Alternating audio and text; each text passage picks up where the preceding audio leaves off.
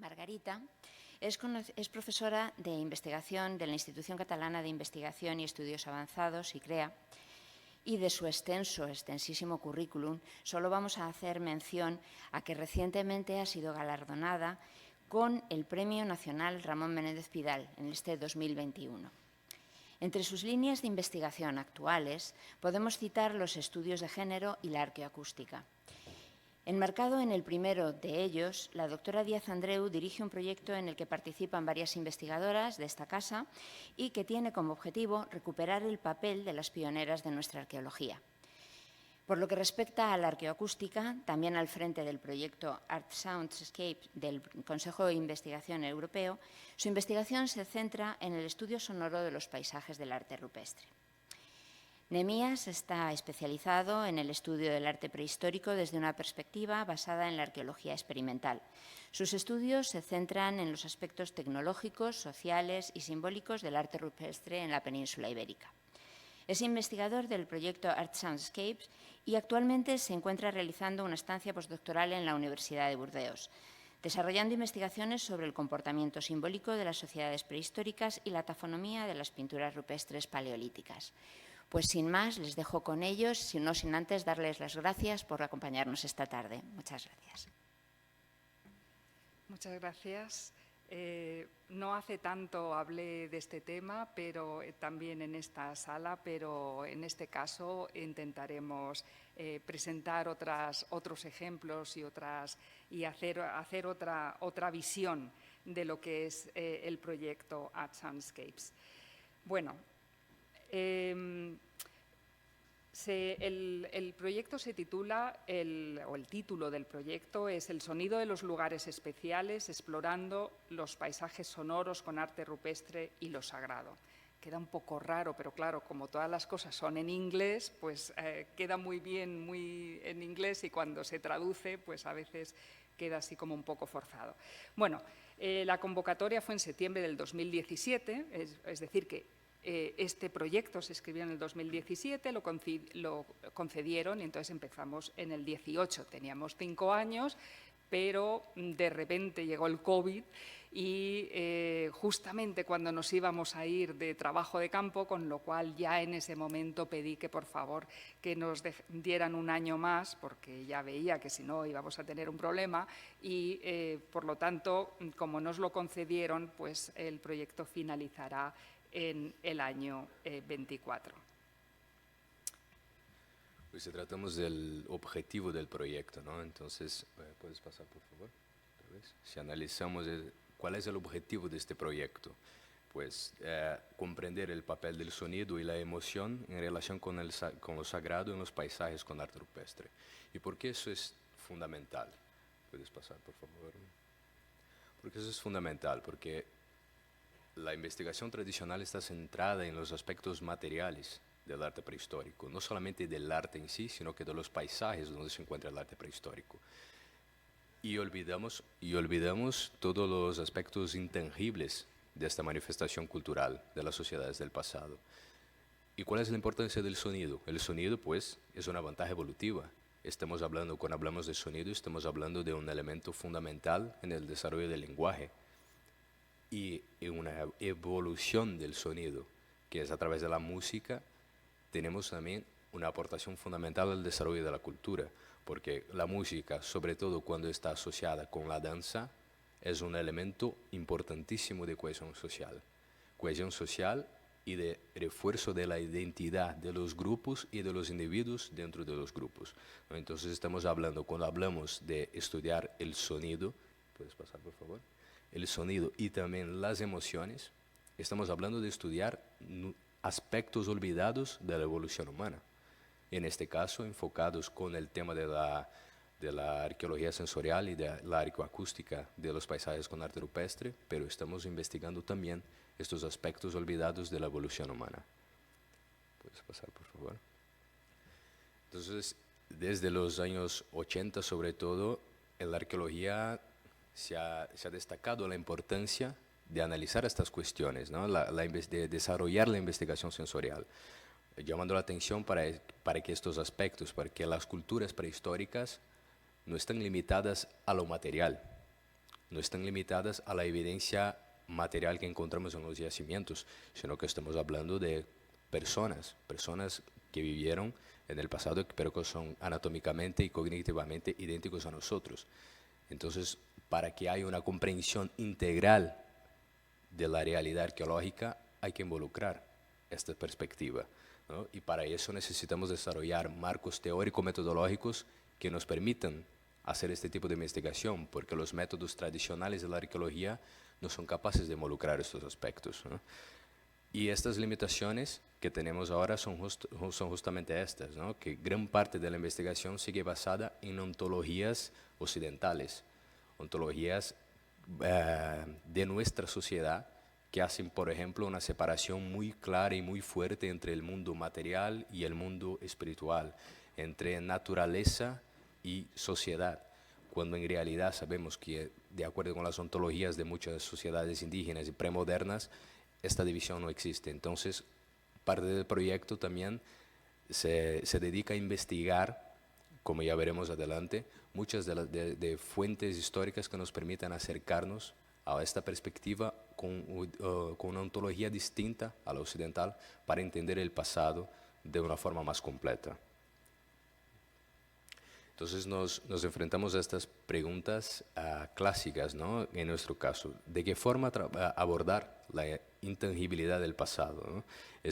¿Cómo sonaba la prehistoria? Podemos preguntarnos, la historia no era un mundo de silencios, era un mundo que tenía sus sonidos. O sea, hay maneras de investigar esta dimensión que poco explorada del mundo prehistórico y de las sociedades del pasado, y investigar no solamente los sonidos producidos por los grupos, sino que cómo los paisajes ganan vida a través de estas manifestaciones sonoras.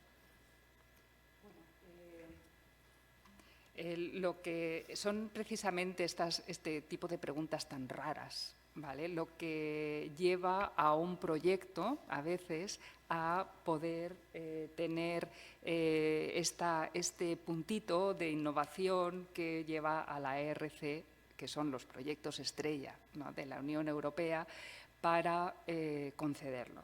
Bueno, pues eso son preguntas en realidad difíciles. ¿Cómo llegar a esta intangibilidad?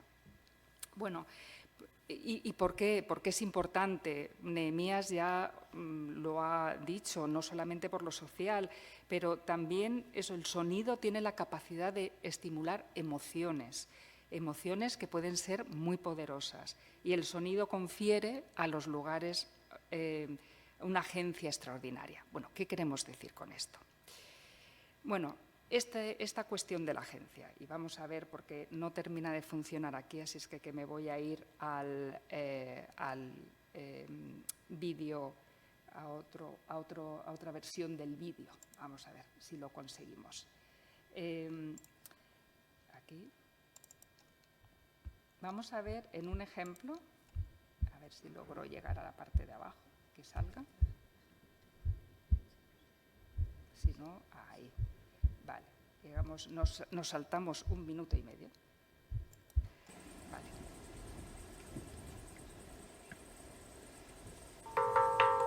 Вот это гавалдаш, камень, бубен.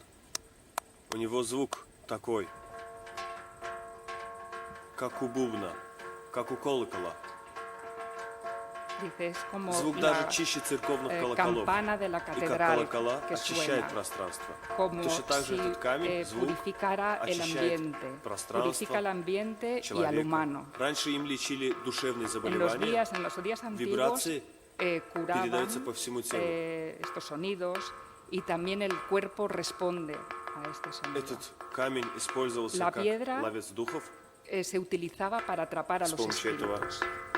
звука и ритма этого El ritmo созывались все llamaba a окружающие estos духи espíritus de las montañas местных que гор. había en la А их здесь zona. очень много. Es una С zona помощью этого montañosa камня можно y el проводить sonido te puede llevar al trance. трансовую музыку. Основа, прародитель La всех piedra именно es el precedente ударных de инструментов. todos los instrumentos de percusión. магический, волшебный. Es una камень piedra mágica que se Gavaldash. llama Gavaldash.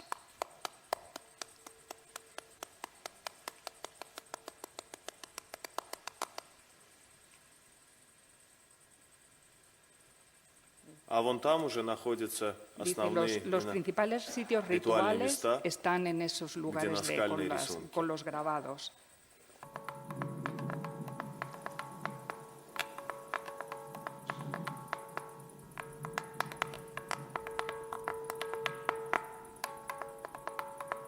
Bueno, yo creo que con esto, estos son litófonos, que son rocas que suenan. Vamos a intentar ahora volver.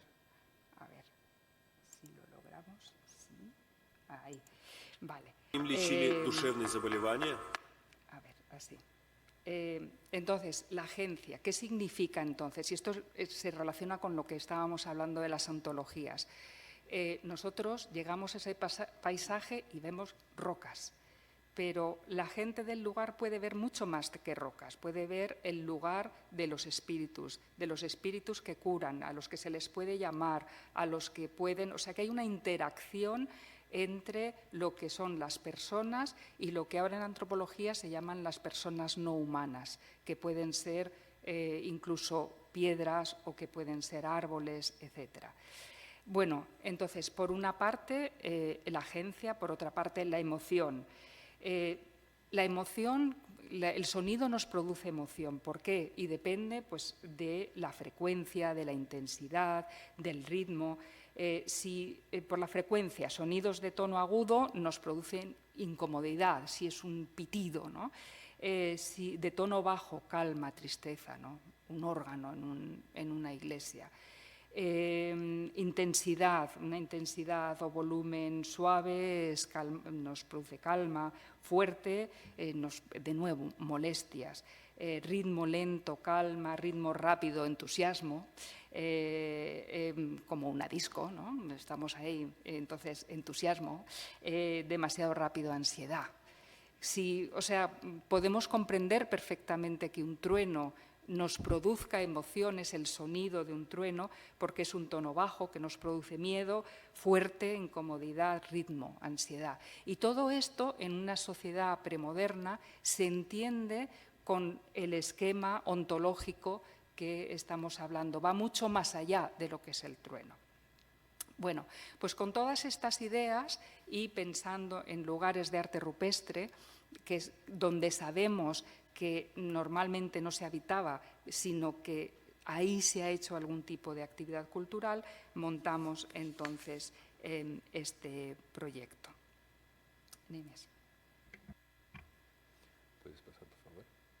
Puedes pasar la diapositiva.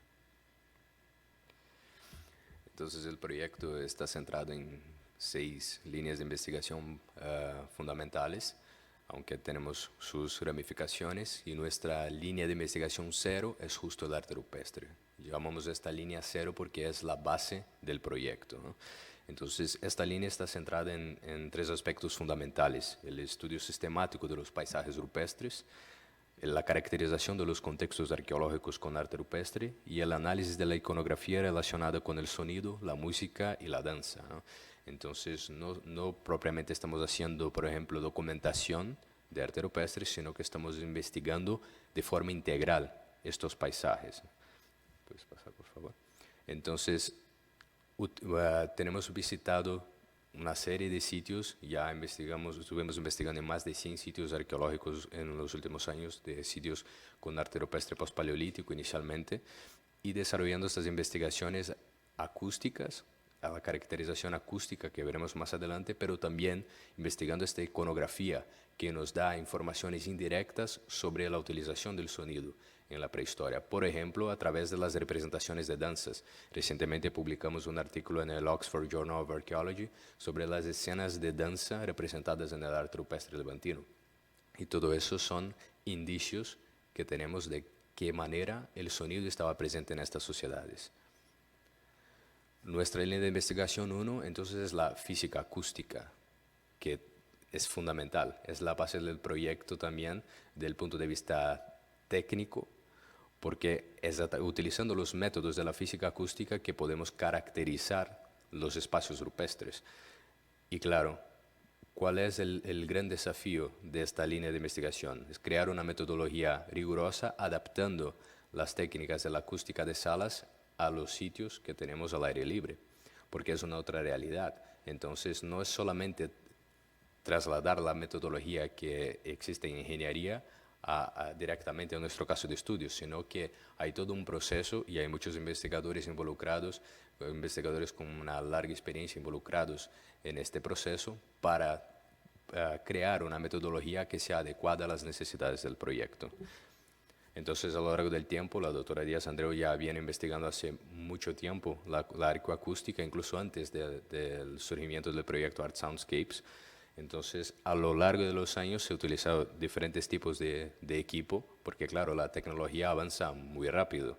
Y actualmente, desde el año 2019 y sobre todo 2020-2021, utilizamos alta tecnología de punta para caracterizar los sitios desde un punto de vista acústico, ¿no?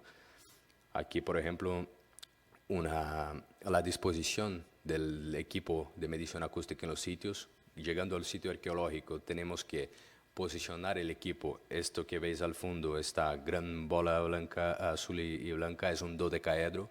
Es un equipo que emite sonido omnidireccional, o sea, en todas las direcciones, y tenemos una serie de micrófonos, cada uno con sus capacidades técnicas para documentar de diferentes formas el sonido, como la direccionalidad, y tener información no solamente del sonido directo, sino que de la forma como el sonido se comporta en el espacio. ¿Puedes pasar, por favor? Aquí tenemos un pequeño ejemplo en un time-lapse de cómo hacemos estas mediciones. Espero que funcione.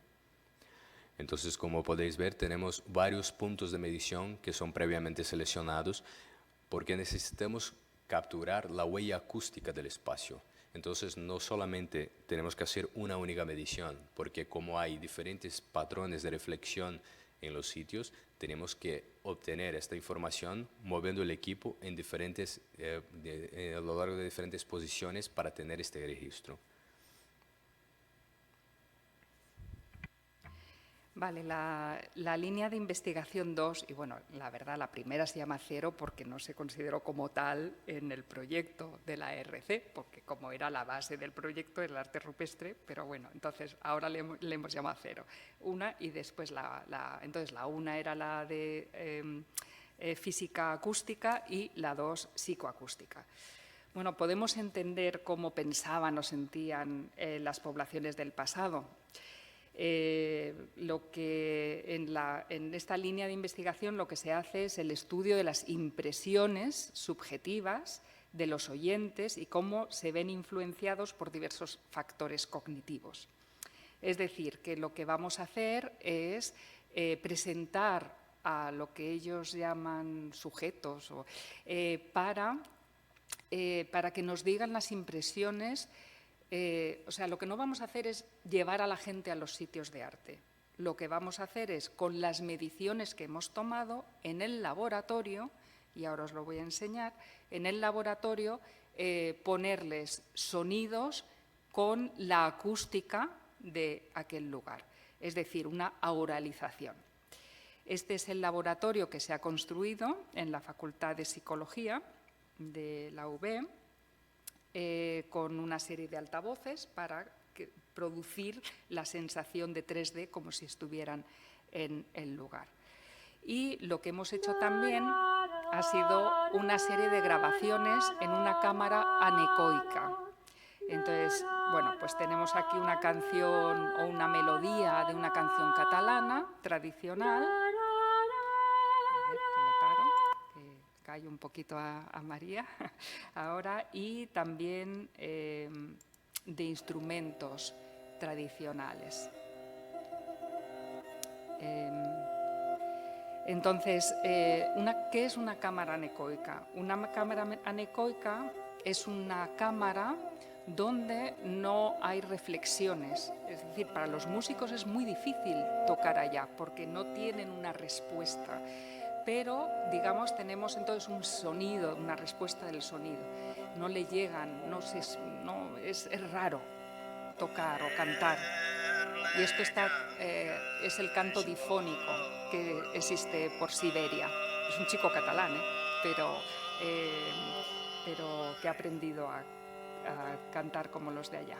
y a tocar instrumentos. Bueno, entonces, bueno, la idea, claro, estas músicas no tienen por qué ser las que se tocaron en aquellos sitios. Eso no lo pretendemos. También se han grabado canciones de rock y tal. La idea es hacer una serie de experimentos convolucionándolos con los sitios de arte rupestre. La primera, María, estaba cantando en Roca Roja. O sea, le hemos puesto como si estuviera en un sitio de arte rupestre de arte levantino. Y el segundo, le hemos puesto la música como si estuviéramos en uno de los sitios de Altai, en Siberia, donde hemos medido, ¿vale? Entonces, esto lo irán los participantes en los estudios de psicoacústica que se hagan. Para empezar, porque claro, con el COVID y todo esto nos partió en dos, pues lo que se empezó a hacer una serie de experimentos con música de catedrales, que era lo que estaba en ese momento disponibles, y bueno, pues ya se han hecho una serie de experimentos para empezar.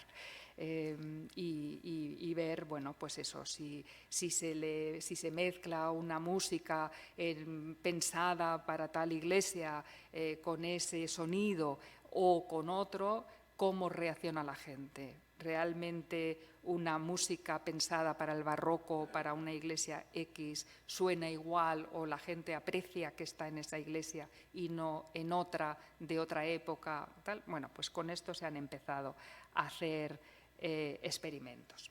Bueno, la línea 3 es la de neuroacústica, que la cuestión es ver cuáles las reacciones dentro del cerebro de lo que está pasando, las reacciones fisiológicas que despierta este tipo de música. Y entonces, bueno, pues esta es la línea que va un poco más retrasada porque Raquel Aparicio, que es la chica que está haciendo la tesis doctoral sobre este tema, empezó más tarde, pero también se ha empezado. Entonces, la idea es, se pueden, por ejemplo, llegar a situaciones que se acerquen a un sentimiento de ritualidad, de trance, bueno, todo esto, claro, también hay todas unas cuestiones éticas que estamos tomando en cuenta. Y bueno, pues se utilizarán también estas grabaciones anecoicas para estos experimentos, que son los que le ponen la gente unos cables ahí en la cabeza, ¿no? La línea de investigación 4 es la de etnografía, relatos de exploradores y archivos. Hemos estado buscando, o sea, toda la información que normalmente manejamos es sobre todo de lo que han sacado de fuentes escritas en inglés. Entonces, la idea era también acudir a otro tipo de fuentes. Bueno, Raquel Jiménez Pasalodos, que también ha estado aquí varias veces en el Museo Arqueológico Nacional, pues estuvo en París buscando información. Esto fue antes de que fuéramos a Altai, buscando información en francés, tenemos cosas en ruso, menos mal que existe el traductor de Google, la verdad, y bueno, y nada, hemos estado mirando estas cosas y ahora las estamos sacando cosas también ya en publicaciones.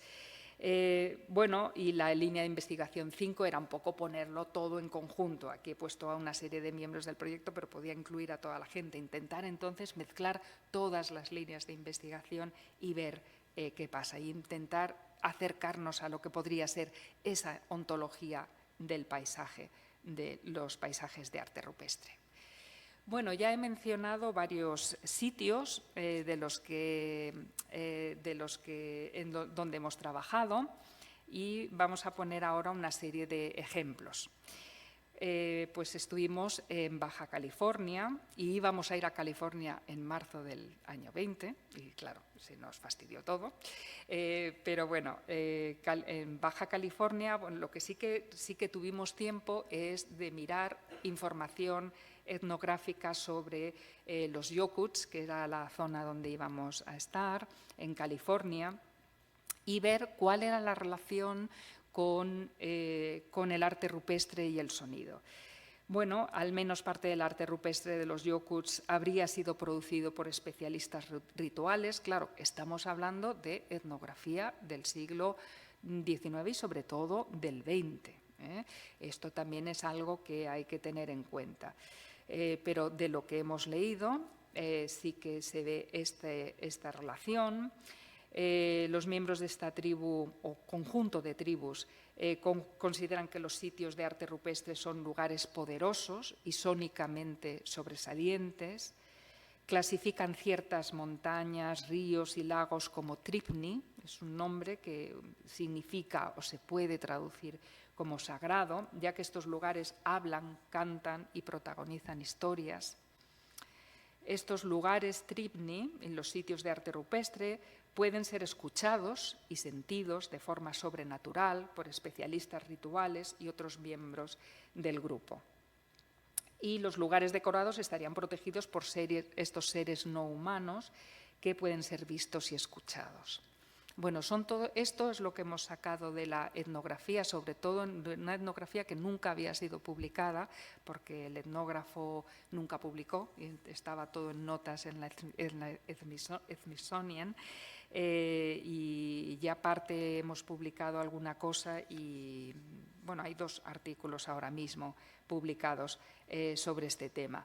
Bueno, nuestra intención era ir entonces a California, a esta zona, y ver si esto tenía alguna, lo veíamos entonces midiendo el paisaje, midiendo la acústica de los paisajes, pues ver si podíamos sacar algo en claro. Pero bueno, eso todavía está por hacer porque la zona Yokuts, todas las zonas con indígenas han sido muy afectadas por el COVID y esto todavía está pendiente. O sea, la segunda parte de este proyecto está todavía pendiente.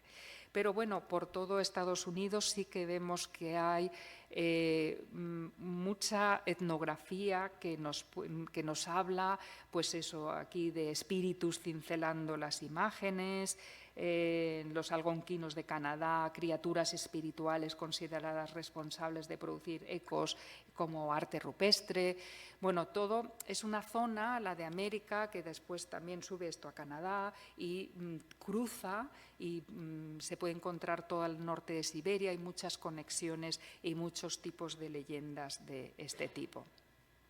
Sí que habíamos hecho el trabajo en Baja California, en la Sierra de San Francisco, en la zona del Gran Mural, donde habíamos estado haciendo una serie de... Esto fue incluso antes de que empezara el proyecto de la ERC, habíamos estado haciendo una serie de análisis y, bueno, pues lo que sí que vimos es que aunque los datos no eran súper estupendísimos de esto de que está clarísimo, bueno, sí que estaba claro, pero quiero decir que no eran unos datos espectaculares. Sí que había una cierta relación entre los lugares donde más pintura o los 2 sitios con más motivos rupestres, la Cueva Pintada y la Cueva de las Flechas, con una mejor acústica en el barranco. Y, bueno, si vamos a las fuentes, que también estuvimos leyendo lo que escribieron los jesuitas y después los franciscanos en la zona, la gente bailaba, se reunía en los barrancos, etc. No se habla para nada, aunque en ese momento ya no se estaba pintando, cuando los jesuitas estuvieron allá, de dentro de los sitios. Bueno, en Altai, entonces, en Siberia, donde también estuvimos en el año 19, también, y de esto ya hablé aquí hace unos meses, sí que también encontramos que hay en los sitios donde todas las fuentes nos dicen que escuchar a los espíritus o que los espíritus escuchan a la gente cantando o a la gente cantando y escuchando historias, bueno, pues en estos sitios donde hay muchísimo arte y además hay más cosas que indican que estos lugares son especiales, como kurganes, pequeños túmulos funerarios o estos obos, que son acumulaciones artificiales de rocas que tienen un carácter ritual. Pues lo que sí que vemos es que cuando medimos la acústica, pues hay unos niveles altos, más altos que lo normal o más altos que lo esperados de claridad musical. Es decir, que puede haber habido una intención de grabar, en este caso, arte rupestre en sitios que se consideran especiales por la claridad, porque son sitios buenos para que los espíritus puedan escuchar o puedan escuchar si lo que está cantando o diciendo la gente. Sí, y una de las zonas que más investigamos en el proyecto es los paisajes de arte rupestre pospaleolítico en el Mediterráneo occidental. ¿Puedes pasar, por favor? Incluso antes del proyecto Art Soundscapes, ya el equipo de la doctora Díaz Andreu ya había realizado investigaciones en áreas de Francia, por ejemplo, y Italia, y aquí tenemos, por ejemplo, el caso de Baumbrunn en Francia, donde se investigó si habría una correlación entre los lugares de mayor reflexión sonora y la presencia del arte rupestre. Entonces fue realizada una serie de mediciones en este paisaje y justo se identificó que los lugares de donde se originaba el eco en este paisaje eran los lugares con mayor presencia de pinturas rupestres, lo que nos permite sugerir que podría haber sido utilizado por las poblaciones neolíticas los sistemas que conocemos como ecolocalización para determinar qué lugares del paisaje serían los más adecuados para no solamente pintar, sino que para proporcionar esta comunicación con el mundo no material, con el mundo espiritual. Por favor. Eso también corrobora lo que se había visto en otras investigaciones, ¿no?, desarrolladas por nosotros, ¿no?, como en el caso del arte levantino. En investigaciones también anteriores al proyecto Art Soundscapes se había trabajado en algunas zonas de Castellón, como el Barranco de la Valtorta, y se había identificado presencia de ecos en los lugares considerados los más importantes, con los sitios principales, y una mayor reverberación en las zonas de los abrigos con más motivos rupestres. Entonces vemos que no es solamente una casualidad, sino que hay una recurrencia de estos resultados. En el caso del arte esquemático también notamos esta cuestión de la ecolocalización, y en una zona de sitios de Extremadura, el caso de audibilidad aumentada, donde no solamente hay una buena acústica en los sitios, sino que desde los sitios se escucha mejor los sonidos del propio paisaje. Entonces notamos esta relación entre sonido y arte rupestre y acústica que se manifiesta en cada zona de una forma ligeramente particular. Ya dentro del proyecto Art Soundscape seguimos investigando, ¿no?, esta problemática en el arte levantino, y investigando más de 100 sitios, como ya había mencionado, encontramos otra vez esta relación en parte de la muestra de estudio, pero vemos que no es algo general, que en algunos casos no se manifiesta esta realidad, sobre todo en sitios que son muy abiertos, donde no tenemos una morfología de abrigo que permita la producción de reflexiones sonoras y los efectos acústicos, ¿no?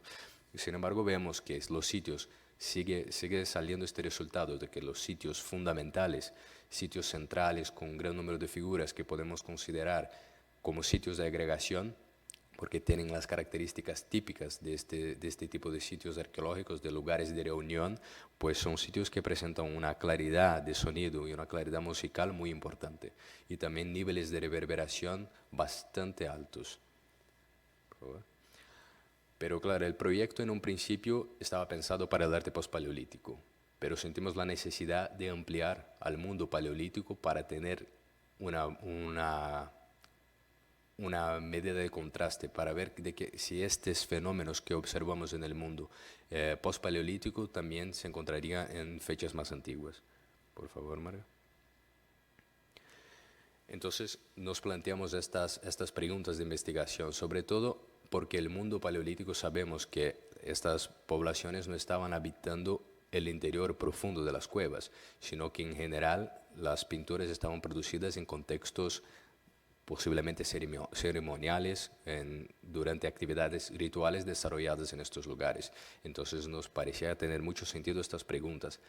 Estas ceremonias rituales, estas actividades desarrolladas en el contexto de producción y apreciación del arte rupestre, ¿tendrían una relación con la acústica? O sea, ¿serían ceremonias que estarían involucradas la música, la danza, la producción de sonidos?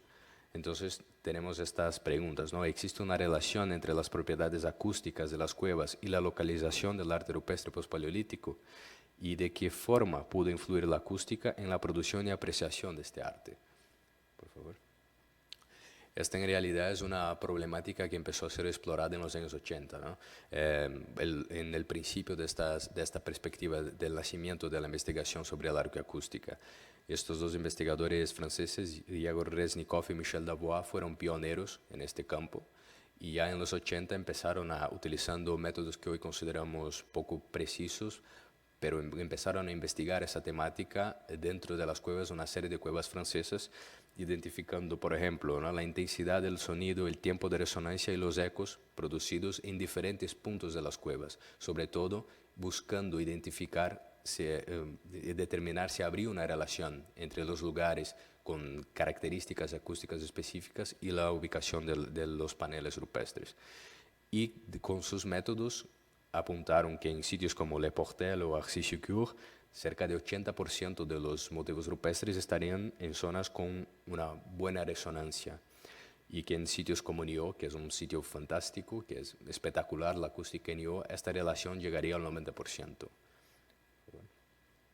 Después ya en los años 90, Stephen Waller, un investigador norteamericano, también empezó a trabajar mucho en esta línea de investigación, tanto en sitios al aire libre, sobre todo en Estados Unidos y Canadá, pero también en cuevas francesas, porque en una visita de vacaciones en Niort, él quedó impactado con la acústica del sitio, entonces empezó a dedicarse también a analizar la acústica en las cuevas paleolíticas.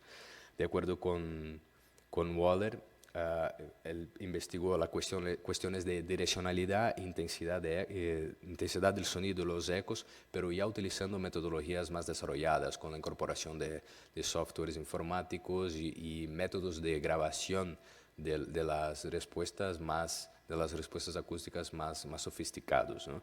Entonces, para Waller habría una relación también entre la ubicación del arte rupestre y las propiedades acústicas de las cuevas, pero más que eso, habría una relación entre el tipo de imágenes representadas en estas zonas y los efectos acústicos, ¿no? Por ejemplo, en sitios como Lascaux, Waller considera que los animales como bisontes, caballos, ciervos estarían en zonas con mayor reverberación, y que los animales como felinos estarían en zonas más silenciosas.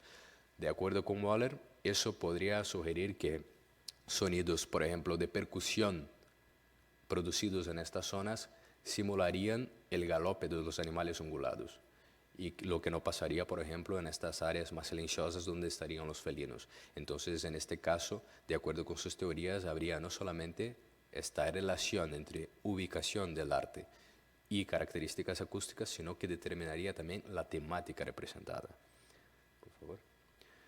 Más recientemente, ya en los años 2000, Rupert Hill, Bruno Facenda y otros investigadores desarrollaron un proyecto llamado Songs of the Caves, buscando en gran parte probar con la tecnología moderna las teorías y las hipótesis planteadas inicialmente por Igor Reznikov y Michel Davois. Entonces, investigaron una serie de sitios en el norte de España para probar estas teorías, utilizando todos los recursos ya como tecnología moderna y todos los softwares, utilizando métodos de la ingeniería acústica, ¿no? Y después de probar muchísimas cuevas y hacer un profundo análisis estadístico, pues encontraron una relación sutil entre algunos motivos, ¿no?, sobre todo como puntos rojos y líneas, y zonas con baja frecuencia y reverberación moderada, aunque cuestiones como el color específico no estaría relacionado con áreas predeterminadas, una de las teorías que había planteado inicialmente Reznikov. Sí, sí, puedo añadir algo. Es que, bueno, claro, se han publicado muchas cosas, pero a veces con métodos poco adecuados, que esta es la importancia de ir y hacer las cosas, bueno, con una metodología muy sistemática. Quiero decir que lo que dijo Wola o lo que dijo Reznikov suena muy bien, pero es que cuando vas, o como cuando fue Songs of the Caves, este proyecto, y empezó a comprobarlo sistemáticamente, pues bueno, pues no todo realmente parece que es como es. Y quizá lo que pasa es que, bueno, pues hay que empezar a afinar un poquito más. Están mezclando cuevas de diferentes cronologías y bueno, y los primeros estudios no fueron todos los sistemáticos que deberían haber sido, ¿no? Entonces, bueno.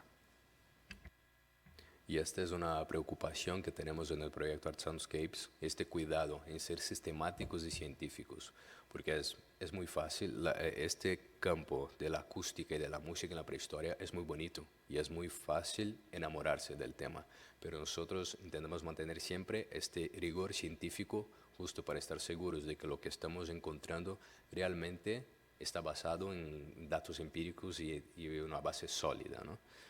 Entonces, ¿de qué forma estudiaremos nosotros en esta nueva fase del proyecto, ¿no? Como les había dicho, no estaba planteado inicialmente trabajar en sitios paleolíticos, pero esta nueva fase vamos a desarrollar a partir de este año y empieza con una realización de visitas previas para planificación logística y acústica y metodológica, perdón, porque claro, estamos hablando de ambientes muy complejos.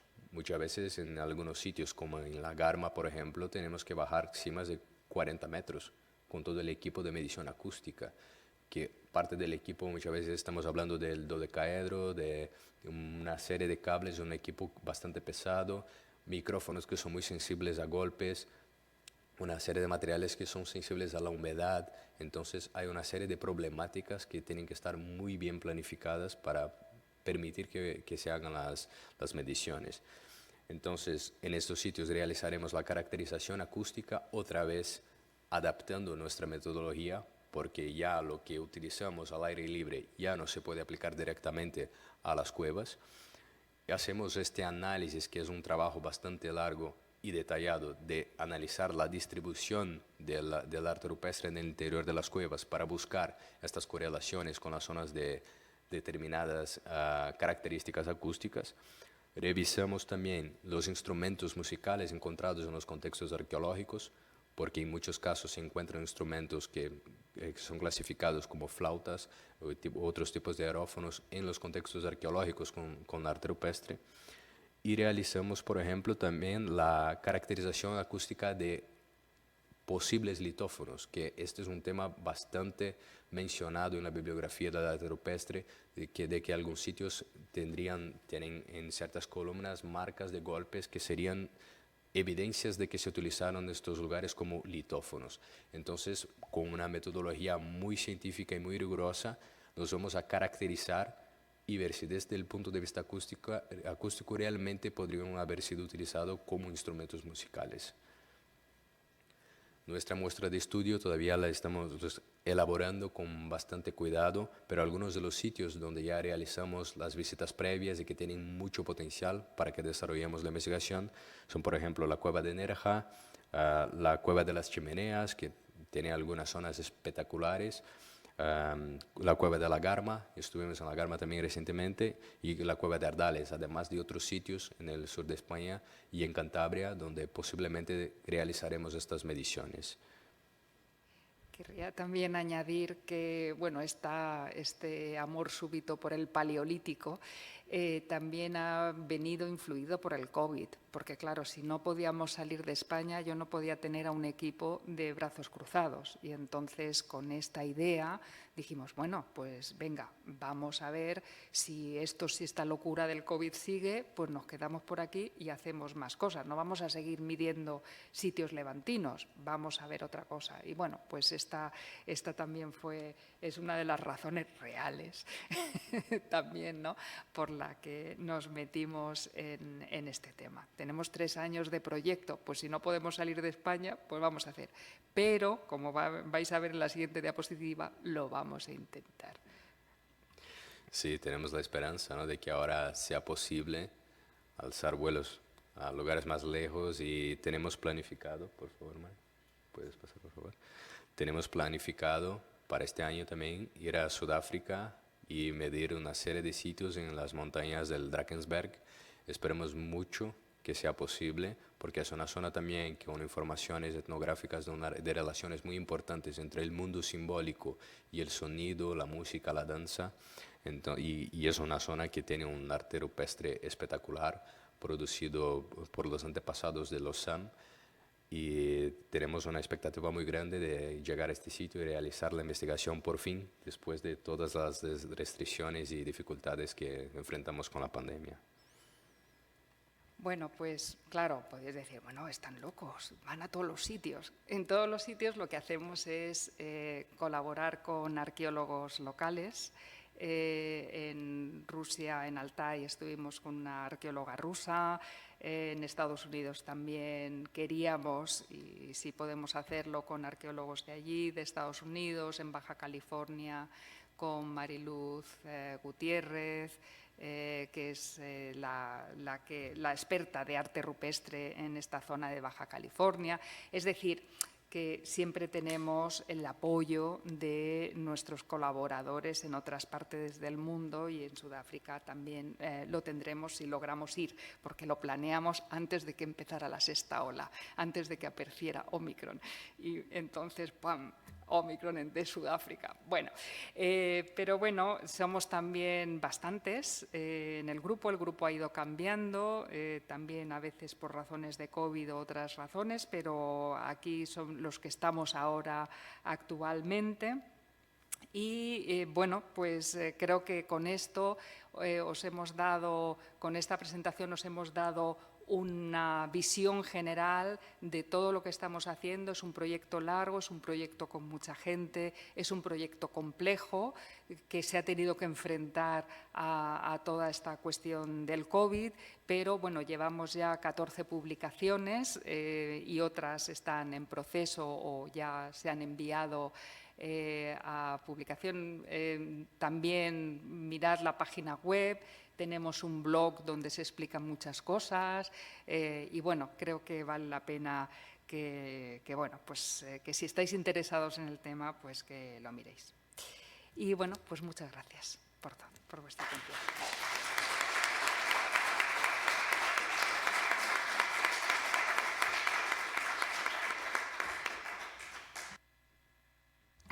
Pues muchas gracias. ¿Alguien tiene alguna pregunta? A ver, por favor.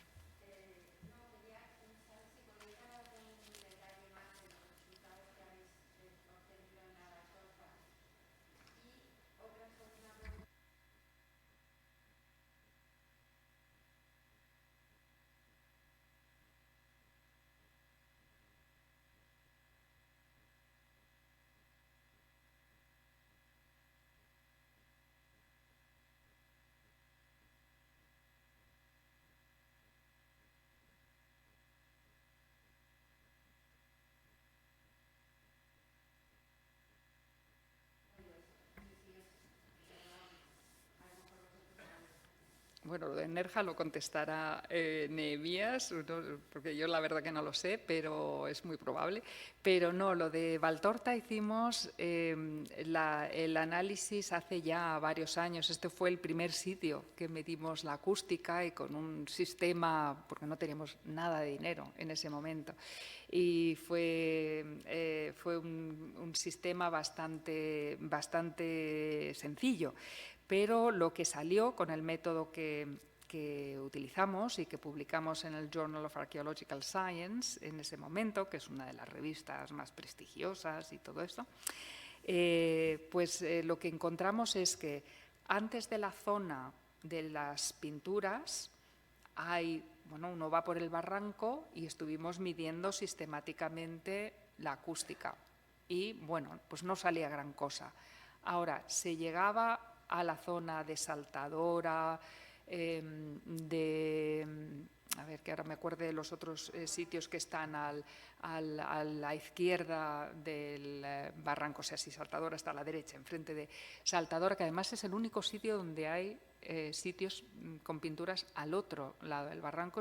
De repente empezaba a haber ecos, empezaba a haber unas resonancias muy importantes.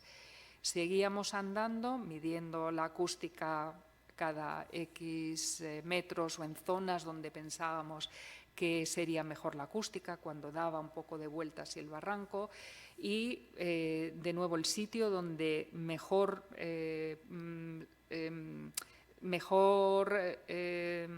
resultados obtuvimos fue enfrente de Cabals, que es el sitio central, de nuevo con muchísima pintura rupestre, con una entrada desde la parte de arriba, con una diaclasa que es muy especial.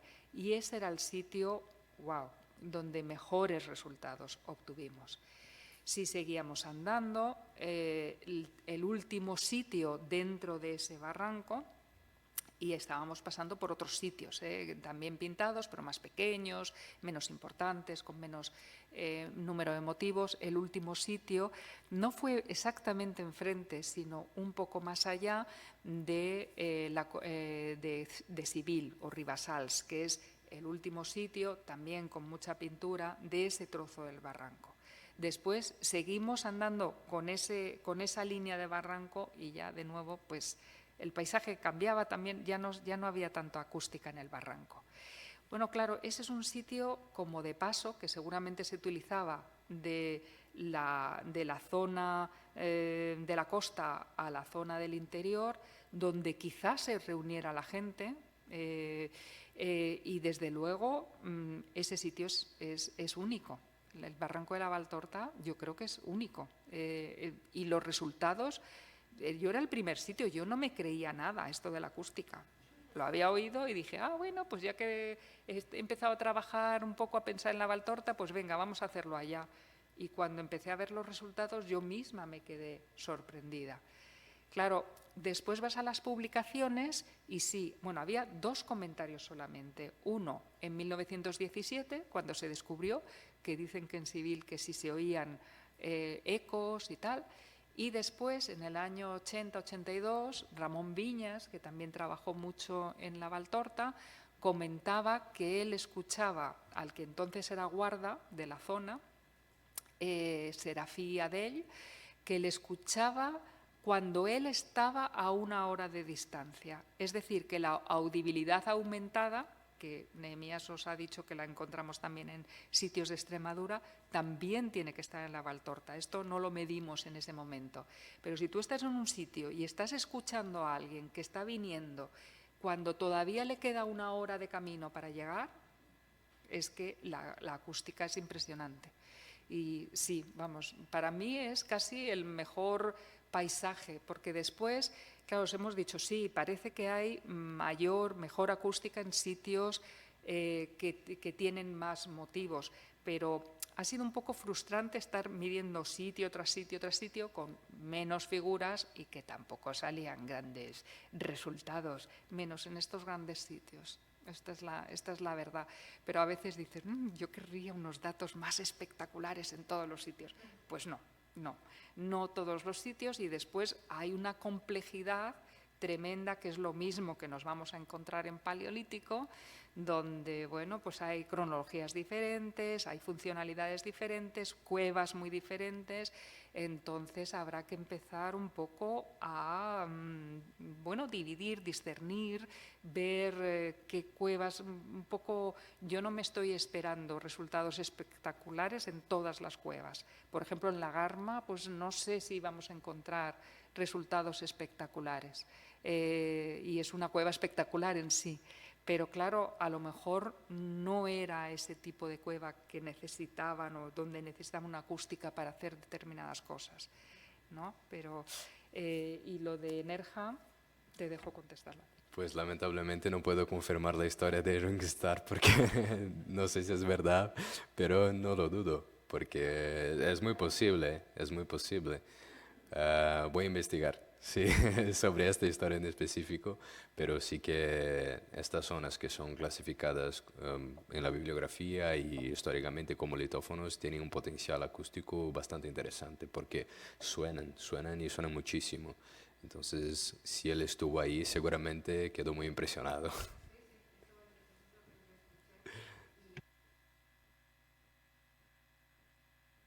Sí. Ujú.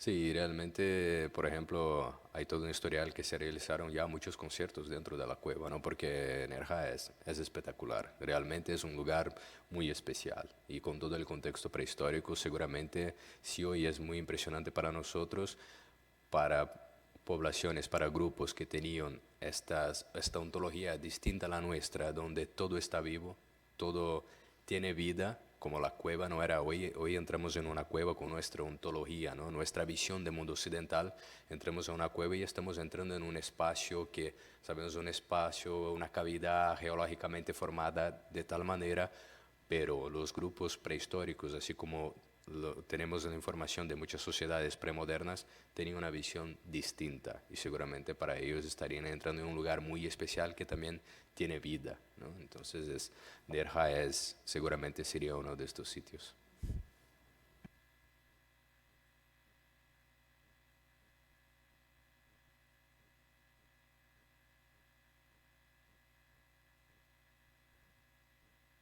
Este artículo creo que es, bueno, no en la web no, porque es muy anterior al proyecto, pero en mi página de Academia Edu tengo, si no, me escribes un email y te lo envío.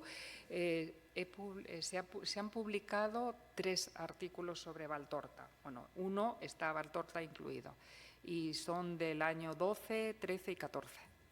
O sea que en mi página de Academia Edu he intentado poner todo por orden cronológico y los 3 están en inglés.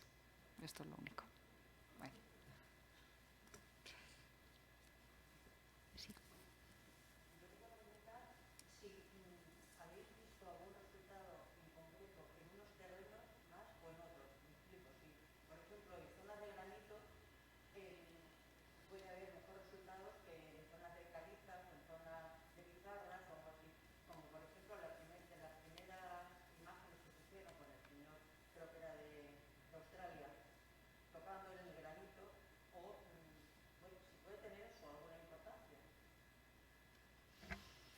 Seguro que sí, pero no es algo que hemos mirado sistemáticamente, porque lo que hacemos es, intentamos en un área dada comparar sitios entre sí y normalmente intentar comparar con sitios que no tienen arte, que dices, bueno, este sitio lo podrían haber pintado o grabado, pero no lo tiene.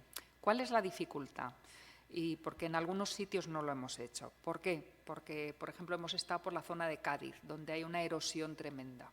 Entonces, yo no puedo decir con toda seguridad que en ese sitio no había pintura, porque a lo mejor la había y se ha erosionado. Entonces, en este caso, por ejemplo, pues sí, no hemos comparado sitios con arte y sitios sin arte. Pero no hemos tomado la geología, no lo hemos hecho sistemáticamente. Seguro que se puede hacer, pero no lo hemos hecho. De una cuestión a este caso, sobre todo en las cuevas, es un tema que pensamos en profundizar porque cada roca tiene su coeficiente de absorción del sonido, ¿no? Entonces, en cuevas que estén alteradas, que tendremos que recrear las condiciones, recrear virtualmente las condiciones de estas cuevas y claro, tenemos que tener en cuenta el coeficiente de absorción de cada tipo de roca, ¿no? Que en la mayoría de los casos estamos hablando de caliza, pero sí que en espacios abiertos, como dijo Marga, en algunos casos seguramente ha influido, pero en las cuevas sobre todo hay una influencia que puede ser bastante importante. Entonces ahí vamos a tener en cuenta, pero claro, también trataremos de adaptar métodos de la ingeniería acústica para medir estos coeficientes de absorción, porque muchas veces la roca está cubierta con capas de calcita que ya influyen en los resultados de cuál es el coeficiente de absorción de la roca de este sitio específico.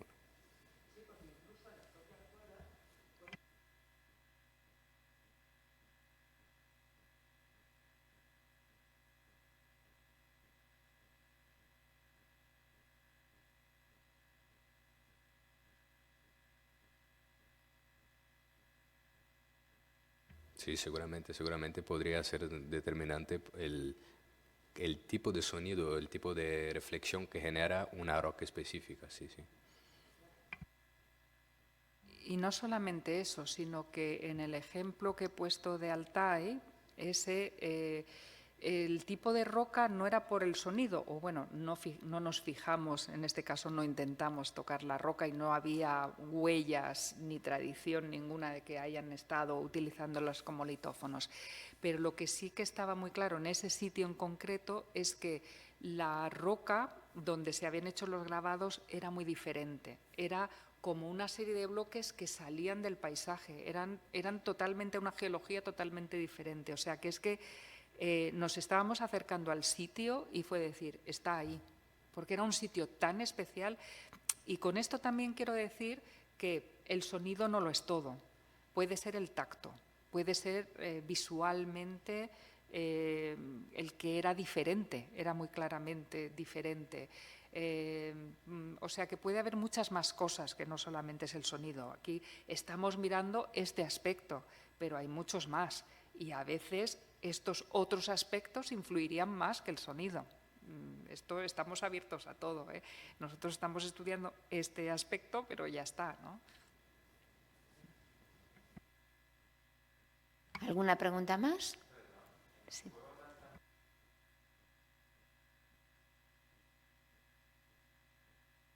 Las cuevas de Altamira no podríamos entrar, está súper controlada la entrada, o sea que ni nos lo hemos planteado. Sí, no, realmente no. No, porque está muy controlada la entrada y los tiempos para trabajar también son muy cortos. Entonces, realmente hay muchas otras cuevas donde se puede trabajar para... No creo que ni nos dieran permiso, pero es que ni lo hemos intentado, la verdad. Sí, para que se tenga una idea, para un abrigo de dimensiones medianas podemos tardar 3 horas, 3 horas y media en hacer las mediciones. En una cueva donde el contexto arqueológico es bastante delicado y complejo y con todo el control, donde tenemos que trabajar de forma más lenta, podríamos estar 7, 8 horas dentro de la cueva, que en el caso de sitios como Altamira no es viable por los controles todos. Creo que en Altamira son 75 minutos, ¿no?, lo que permitían, o sea que no es viable.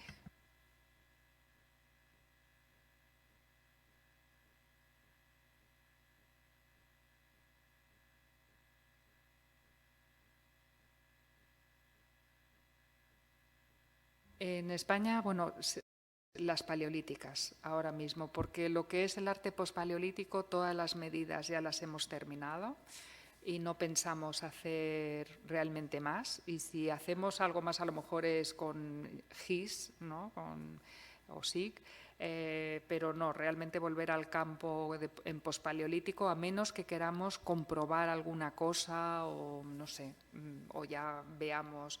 O sea, hay un tema que hemos empezado y que podría ser bonito, pero no creo que yo creo que si lo hacemos sería con GIS. Entonces es ver los sitios con representaciones de mujeres, que hemos hecho un primer estudio para, como hicimos con la danza, ¿no?, decir, bueno, esto es un lío. Aquí, a quien quiera, uno dice que es danza, el otro dice que tal. Entonces nos pusimos y estudiamos, ¿no?, lo que con una serie de criterios podíamos decir que era danza o no. Pues lo mismo hemos hecho con representaciones femeninas. Entonces, ahora que tenemos por lo menos una lista de lo que nosotros consideramos con una serie de criterios que son representaciones femeninas o no, podríamos comparar acústica en sitios diferentes. Pero bueno, esto es un futurible que no sé si lo haremos porque por ahora mismo tenemos muchas cosas entre las manos y hay que empezar a acabar lo que ya está abierto y Y esto, entonces, bueno, si en principio aquí en España el futuro es, las mediciones futuras serán en sitios paleolíticos y no en pospaleolítico. En Ardales, sí, en Ardales acabamos de estar y la verdad que fue una casualidad, porque íbamos a ir a Nerja y se contagiaron todos los de Nerja y entonces ya estaban los billetes comprados, todo, y dijimos, ¿y qué hacemos? Y entonces, pues, Pedro Cantalejo, ¿no? Por favor. Y mira, pues nos hizo el enorme favor y bueno, pues ya que hemos ido a Ardales, pues intentaremos trabajar con los litófonos. Es que en este mundo de COVID hay que reinventarse continuamente. Es lo que toca. Y entonces, bueno, pues si uno no puede hacer una cosa, pues hace la otra. Y no, haremos también Nerja, pero nos fastidió el COVID de nuevo, toda la jugada. Sí, por eso. Bueno, pues muchas gracias y les esperamos en la próxima conferencia. Muchas gracias.